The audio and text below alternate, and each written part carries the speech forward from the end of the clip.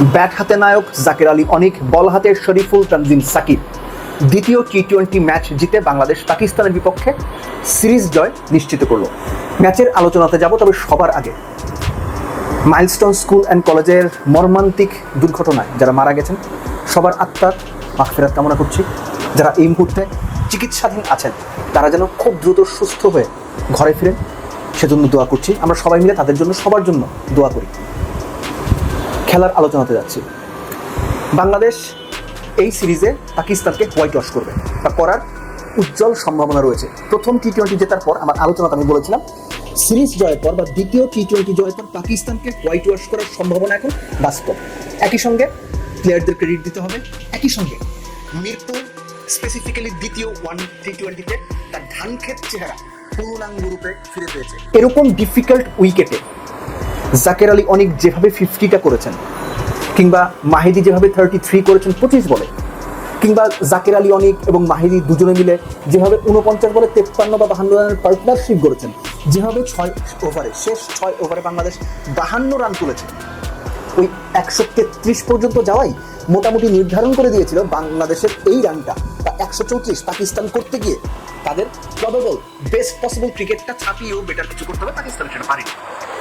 এবং যখন আপনি 133 চেস করতে গিয়ে এরকম ধানক্ষেত টাইপ উইকেটে পাওয়ার প্লেতে 17 রানে 5 উইকেট হারিয়ে ফেলবেন, 30 রানে 6 উইকেট হারিয়ে ফেলবেন, তখন আসলে আপনি পারবেন না। পাকিস্তানের ক্ষেত্রে সেটাই হয়েছে। জাকের আলী অনিক, মাহিদি, তাদের পাশাপাশি বল হাতে সবার আগে বড় ধন্যবাদটা দিতে হবে শরীফুলকে।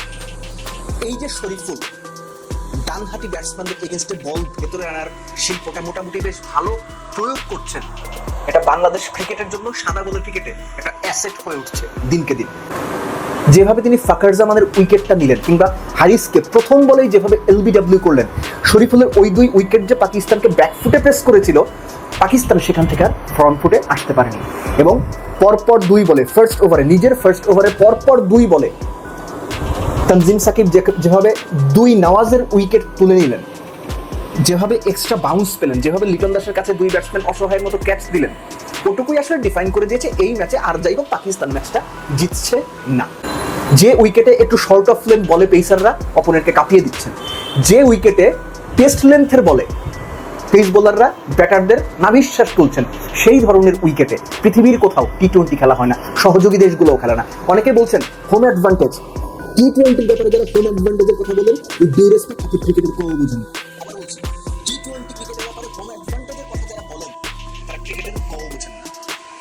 হোম অ্যাডভান্টেজ সব বেশি টেস্ট ক্রিকেটে নেয়।